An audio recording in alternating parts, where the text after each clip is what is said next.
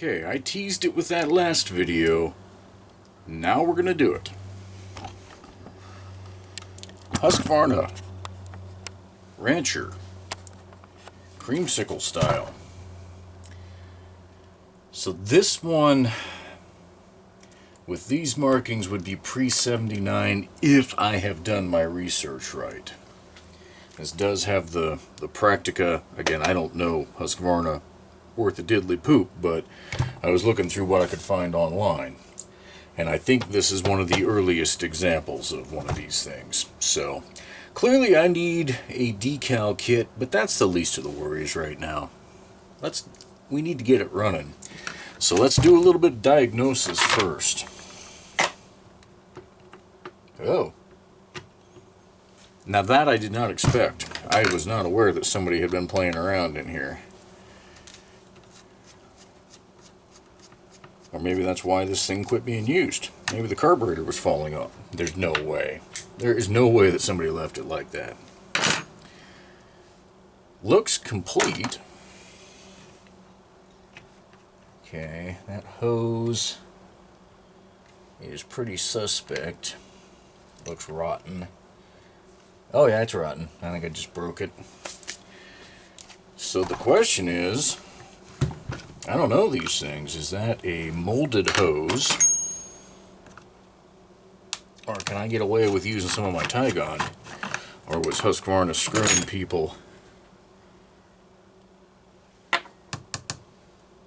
God. Okay. Oh, that stinks. Whoo! And the fuel filter literally just broke right off of the hose. Looks like this is a molded line. Oh, come on. Here's that damn. There it is. My finger's going to come out with goo from that old hose all over it if I'm not careful. Or maybe even if I am careful. This is stupid. Come on. Got it.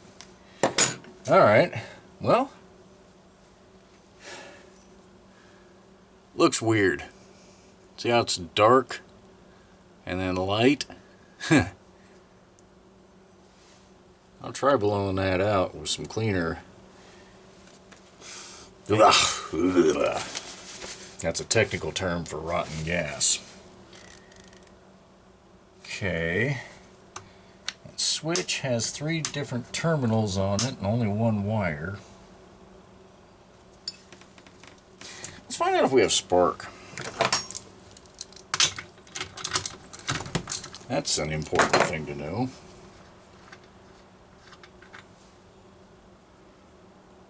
Looks like this might have been running on a slightly rich fuel mix. Not terrible.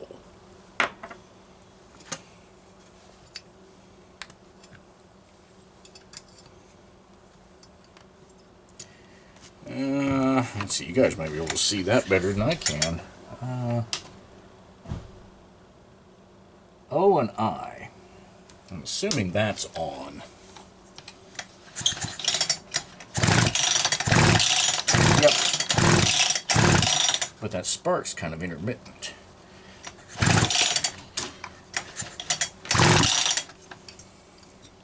At least what I can see. Well.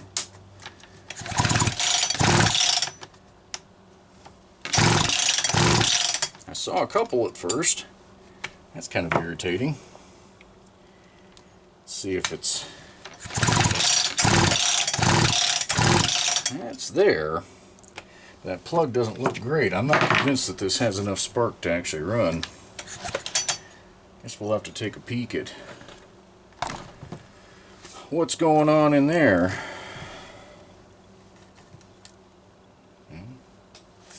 I don't know why there's an old tie on it. I'm missing a screw. Looks like a lot of these screws have been replaced with non-Husqvarna hardware. Which I suppose I shouldn't be terribly surprised.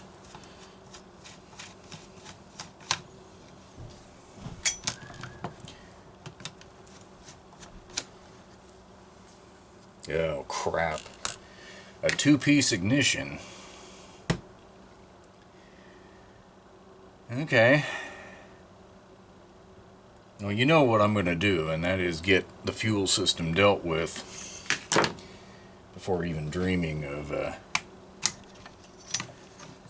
taking this apart. Man, that looks suspiciously like a Prufrex, or however you pronounce that. The 290, 340, 47, 54 home lights, 540, and 8800 all had a version of this. But it doesn't look exactly the same, and I have no idea what that little block is right there, unless it literally just is a block. Yeah, I hope none of this is bad, because that would not be great. This all needs to be cleaned out extensively before I go too terribly much further. But we do have compression. Plenty of it. This will run if I can get that going. The fact that the carburetor is loose right here, I mean literally not threaded in at all, makes me think somebody thought there was a carb issue. But it also makes me question, is something stripped? Those aren't starting. Those aren't starting at all.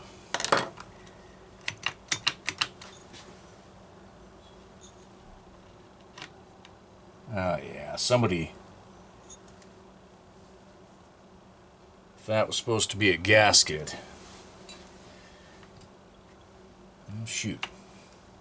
We're already most of the way there. I do not want to lose that.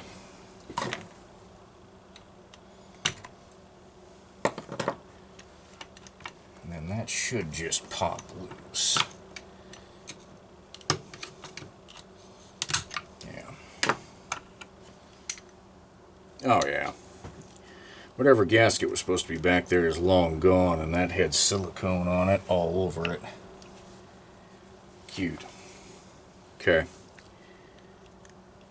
But that doesn't explain why, unless just nothing was lining up.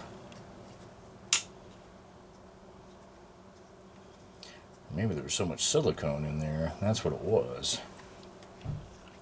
Mixture not lined up and blocking the threads, so that's good. I'd have hate to have thought the cylinder was stripped out and then have to find some metric inserts there. That would have... The hell is that? Now this has a pulse hole in the block. See, if you guys work on these all the time, you're like, well, duh, dummy. This is the first one I've ever had apart, but it's simple. I can rebuild that Tillotson carburetor without a problem. Looks like I need to do some cleaning and then go to the web and find an IPL, get a gasket, do some just quick research on what an ignition would cost, assuming that there is a bad ignition here.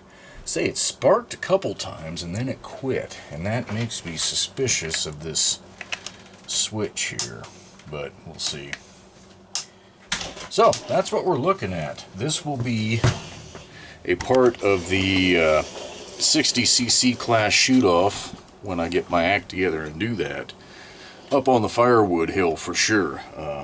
This is of the right era to mix in with a 1010 and a Super XL and say a Poolin 3400 or preferably a 3700. I don't have one of those right now, and it's not at the top of my list to go procure, but if one falls into my lap for these purposes, well, I'll take advantage of it. Looks like this muffler has rattled some parts out of it, so I'd say it's like any 40-some-year-old saw. Yeah, 40-some-year-old. I think it needs some attention, and it needs all the sins of the past corrected on it. So, let me do some research. We'll come back. Okay, got an update here. And the update is the 68046 Homelight grommet will fit in this tank and allow me to use a standard 1/8 1/4 fuel hose. So I will not be ordering some aftermarket reproduction of that. It would probably last for a while, but this I can change with my supplies on hand whenever the hell I want, so that's cool. I did prime it, and it did start, so my fears of spark were overblown. I don't know exactly why. I mean, some electronic ignitions fail to jump that 1/4 inch gap, some don't. So I'm going to put a pin in that one and say, I have to order this gasket. That is unavoidable. I have nothing on hand even remotely like that. And I'm seeing what appears to be silicone on the base gasket back there, so I may just go ahead and see if I can't find a set. I'm guessing that, Proline or Little Red Barn, one of those guys has a little set. So I will find that. I found some hardware. Needless to say, I've got one of the 4 starter screws that are proper. One's missing, and I got those 2. I hope the threads aren't jacked into an American thread. I don't know. I don't truly know. But this cleaned up pretty well. Okay. Now there's not a lot on there. Let me bring the starter cover first. Let me wipe this off. So I tried restoring Husqvarna plastic, and I am unimpressed with the results. And I'll tell you why in a moment. I'll show you why. Number one, the staining goes deep into the plastic, and I can't remove it. Okay. Now, granted, this looks a hell of a lot better than it did, but for the amount of work that I put into it, I wanted a harder plastic. I wanted it to look better. So I cleaned it off, and then I went down and saw my friends at Home Depot. 800,000 and 2,000 wet sandpaper, and that's as good as it gets. I mean, again, it's not bad, but if you look, you can see the plastic just isn't hard enough to polish. Because after I got done with all of that, I hit it with Mother's Mag Polish by hand. And then my favorite stuff from Torque Detail. And that's as good as it gets. You know, I expected better. Well, I hoped for better. The most critical piece is the cylinder cover, because of course the white cover is one of the distinguishing features of these older saws. And this one has some damage. Ooh. I need to get a different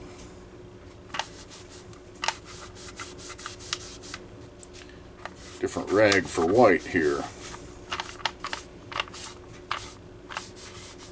Yeah, that's not polishing out worth a diddly shit. And that's the irritating part. You might wonder why I'm polishing parts. Well, because I don't have parts to finish, so I wanted to do something productive. So that's about as good as she gets. And this got the same treatment. And you can just see the plastic is not hard enough to polish. I've done this kind of process before. Now, the plastic might have been more aptly called Bakelite in some of the parts on my 65 Chevy, but I was able to get that black air conditioner, aftermarket air conditioner, and some of the other black plastic parts to a mirror finish shine. This stuff's just not hard enough to do that. But it does look better. And I'm not convinced that this plastic cover is what should be on this saw. I think this is from a later model. I'd really like the metal chain brake. That would be most period correct for this saw, but whatever. Here it is. That's what I've been working on. I'll get that carb gasket ordered, rebuild that carb kit, rebuild that carb with a kit, and some miscellaneous hardware coming, because so far I've counted the 3 screws that were off.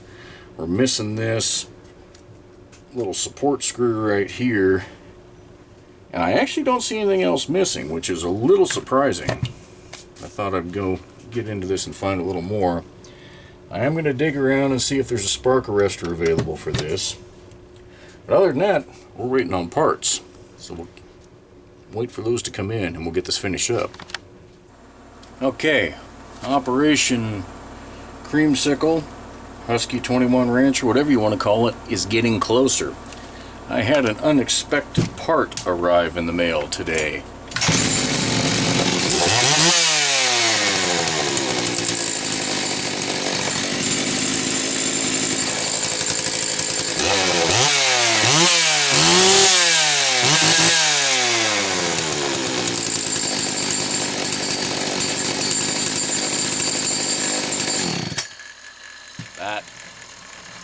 That sounds pretty damn nice. I'd be lying if I said I wasn't pretty happy with how that sounded. And honestly doesn't look terrible. Why isn't there an oil cap in it anymore? Well, I opened it up to put some oil in the tank and I have the optional 2-piece oil cap. Which is obviously not an option I want. So, I'm still waiting on some bar nuts and now an oil cap. But the rest of it is together. I got greasy fingerprints all over my nice shiny, not shiny cylinder cover, but there we go. I'm going to end this video here, and when the rest of that stuff comes in and I do up a bar and a chain, I'll just do a quick video at that point. But I'll tell you what, I am sure looking forward to the day that I can find a metal chain brake cover. The plastic, it's okay. I want the metal one. So, we'll catch you guys on the next video.